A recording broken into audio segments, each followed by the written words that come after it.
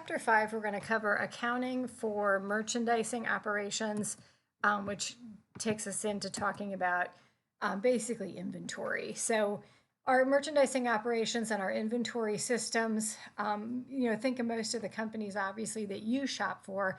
That's what they sell. They're selling us product, and that product to them is inventory. So then you want to know, like, how do they record it? So I love Amazon. That's where I always shop.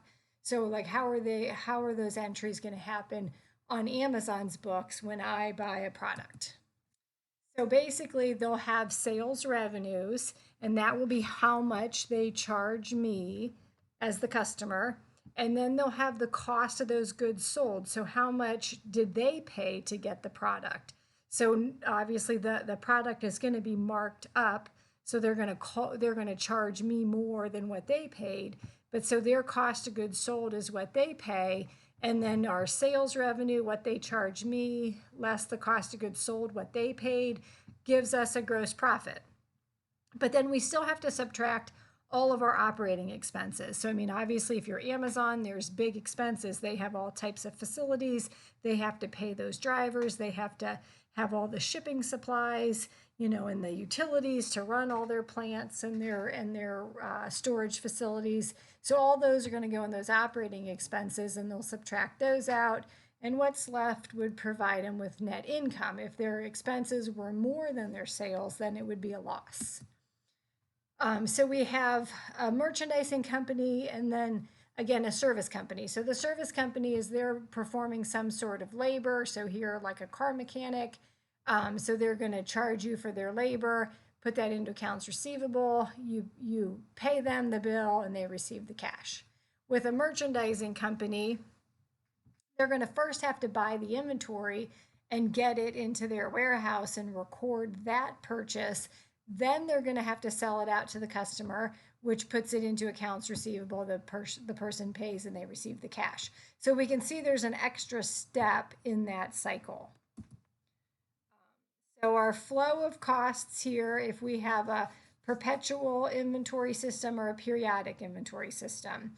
So basically we'll have inventory on our shelves at the start of the accounting period. So whether that's the start of the month or the year, and then we will have purchases that we buy more product. So those would be our goods that are available for sale. Then we'll have goods that are left at the end of that period. And the difference between those is going to be the cost of goods sold. So the cost of goods sold is what we would need to kind of make those transactions all balance. So with a perpetual system, they're going to maintain detailed records of each inventory purchase and sales, and those records are going to show that continuous flow of the inventory. And then again, it's going to charge that product out to cost of goods sold with each sale.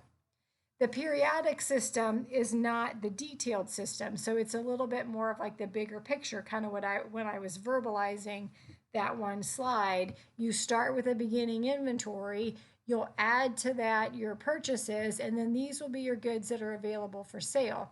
Then at the end of the month, you would come in and take a physical inventory count and say, okay, well, this is how much I had left. So the difference between those would have to be charged out to cost of goods sold. Those ideally should be the goods that were sold out to customers, and that's what we're going to charge to our income statement as cost of goods sold.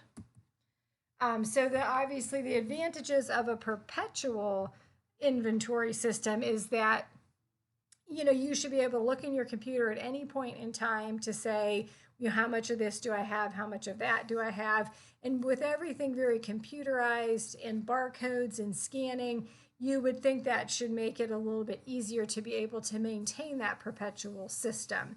And it does provide for better controls. However, sometimes, we know with computer systems, things can go awry.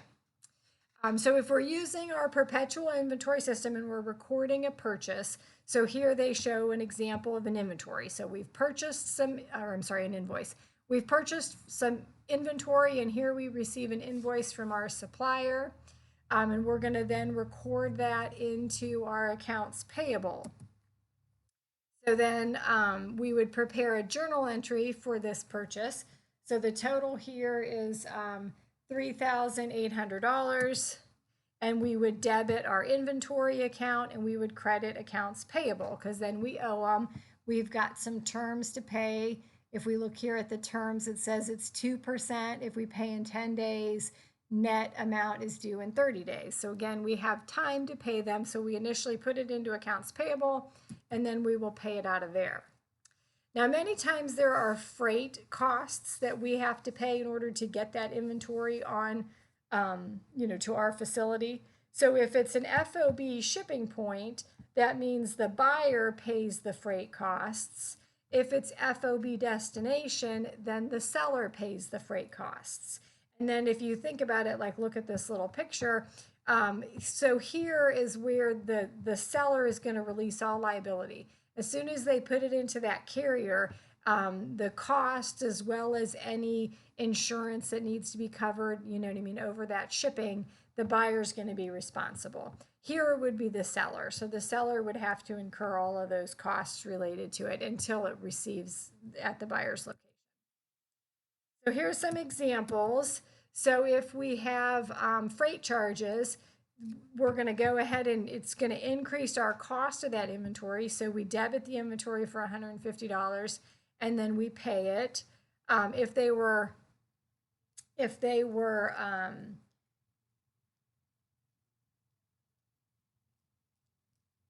so this, I'm sorry, this was the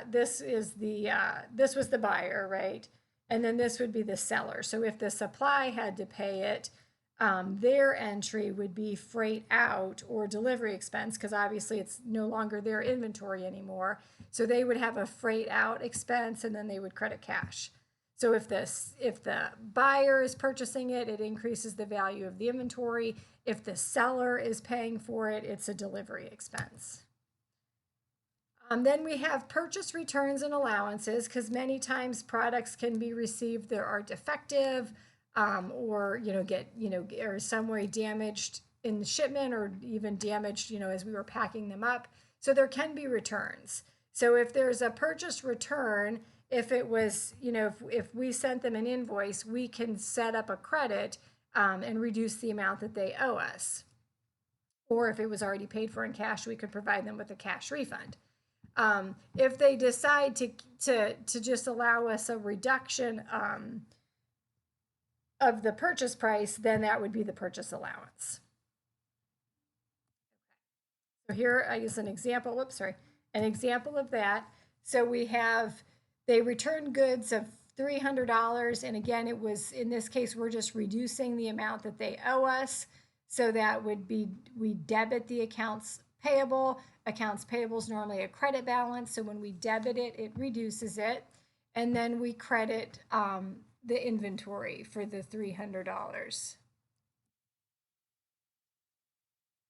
And I talked a little bit about the credit terms on that invoice. So like that invoice that was the example of the purchase, the terms were 2% if paid in 10 days, net due in 30. So you find the box that's on the invoice and read those terms and just understand what they mean.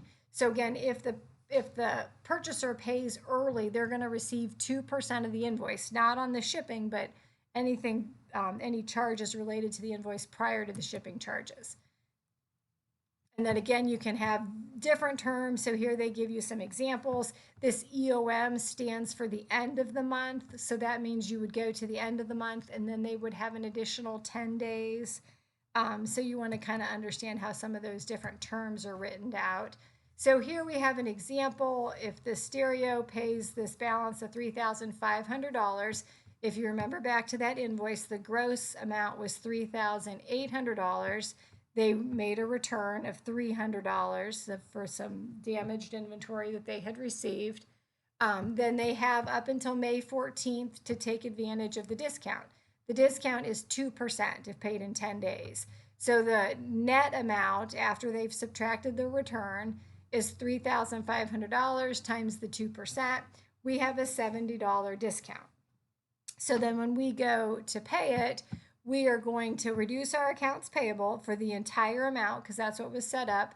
We are only going to pay the cash for the amount less the discount, and then we reduce the value of the inventory, or sometimes companies can actually have a separate account that is like discounts earned or discount, like a revenue type of an account. Now, if they fail to take the discount, then obviously they don't save the $70. They have to pay the full $3,500.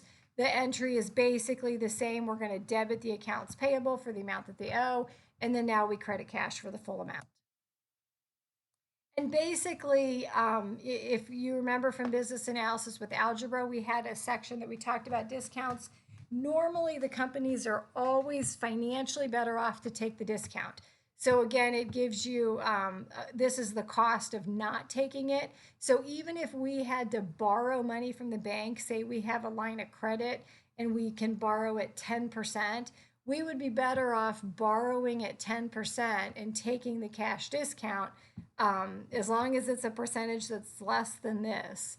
So this is saying that that's the cost of it. So we definitely want to take the cash discount if we're able to. All right, so here they show you a little T account of the initial purchase, the invoice for the freight, which was a separate charge, then the inventory that was returned was a credit, and then the discount reduced that value. So then after all these transactions have come through, the inventory that we purchased has a net cost of $3,580. Okay, so then now here we have again the same invoice, but now we're going to be using the perpetual inventory system. And how does that, how do the entries go in for that? So here we would have this, when we sell the product, we're going to debit cash if they pay us right away. If we send an invoice, we would debit accounts receivable for the total amount of the purchase price. So we credit sales revenue. Then we also do an entry at that exact same time that charges out the cost of goods sold and then credits inventory. So like say the product, I'm selling it for $100. I've got $100 in accounts receivable, $100 in revenue. Maybe it only cost me $60 to buy it. So I would charge that out to cost of goods sold and release it from my inventory at that $60. So here we'll have an example though. So the example of that $3,800, they sent the invoice. So we set up accounts receivable, and then we record sales revenue for the full invoice amount, the $3,800. This is their cost. It says assume the merchandise cost is $2,400. So we charge out cost of goods sold for their cost, and then we credit it out of inventory because it's left the building, it's gone off to the customer, it's no longer in inventory. Okay, then we can have the sales and returns accounts. And then if we're on the other side of it, we have to account for those returns. So the first example, it was more on the inventory side. This is going to be more on the seller side. But what the sales, we never reduce sales themselves. And really, you think, well, you really could. You could, but as a manager of that company, you want to know how much your returns are, because that could be a problem that needs to be dealt with. And if it was just buried in the sales account, you would never know. So we'll have a sales return and allowance account that will be set up. So here we have those returned goods. So now again, we're on the other side. So we're going to debit sales returns and allowances for $300, and then we credit the receivable because the people do not owe us for that. Then we adjust it for inventory. We say, okay, say they're not defective and we're putting them back. Maybe the customer just ordered the wrong product and they're perfectly fine and they sent them back. So in which case we put them back into inventory and then we reduce out our cost of goods sold. So this adjusts how much the customer owes us. This puts the goods back into inventory. Now say they are defective, then we're going to do the same entry here. We have the sales returns and allowances and the accounts receivable are the exact same, reducing the amount that they owe for the $300. But then the return goods are defective, but we obviously can still sell them. Like, I don't know if you guys are Amazon shoppers.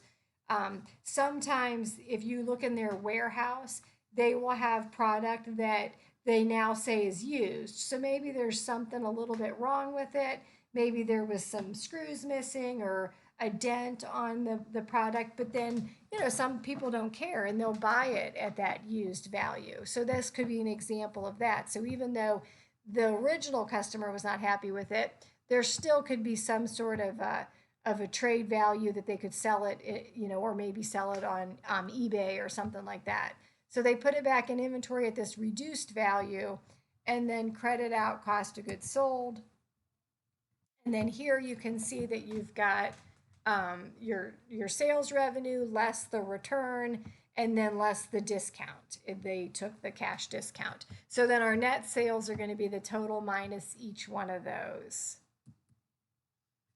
All right, then we have another example of the payment. So let's see. Well, then we already saw that on that last slide. So again, now it goes the other direction though. So they receive the cash less the discount. So again, instead of just debiting sales, we have another account called sales discount.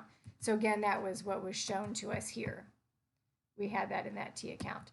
So here's just the entry showing how that came about. It's at 2%. Okay, then we have adjusting entries that may have to be made at the end of the accounting cycle. So suppose that they have an unadjusted balance of $40,500 in the merchandise inventory. They take a physical count and they realize that, okay, they really only have $40,000. So there's a $500 discrepancy that needs to be recorded. So they charge it out to cost of goods sold, which again is an expense. It's going to be on their income statement as an expense, and then they reduce the inventory to get it to tie out to what the actual count is. Then our closing entries, again, same as what we've learned about in prior chapters, but we eliminate our sales to the income summary. We eliminate all of our expenses also to that income summary. So then our net income, the sales minus the expenses, is $30,000, and that is going to close into retained earnings. And then they, in this case, are paying some dividends out of retained earnings. All right, then we now are building an income statement. So our income statement is going to be a little bit more detailed in this chapter because we've added some additional accounts, and we're dealing with the sales revenue, and now we have some returns and allowances. We have some sales discounts. So we have things to deduct from our sales to come up with our net sales. Then we're going to subtract our cost of goods sold, which will leave us with a gross profit. Then we come down to all of our operating expenses. So those are again the expenses that are necessary to run the business. So salaries and wages, utilities, advertising, depreciation, which we'll talk about, but that's just the allocation of costs related to their machines or their trucks or any of their long-term assets. Their freight expense, freight out, and then their insurance. Then we have some income from other revenues that are not related to their day-to-day operations, so like interest revenues and gains on the sale of their assets. And the same with the expenses. These expenses are ones that are not necessarily related to their day-to-day operations. So this multi-step income statement gives the user a little bit more detail, and it separates their operating activities all here at the top from their more like corporate activities or things that aren't involved in their day-to-day operations. And then here's a partial balance sheet that again just shows the accounts receivable, the inventory, and then some of their long-term assets. Okay, so that is the inventory chapter and kind of how we do those different journal entries.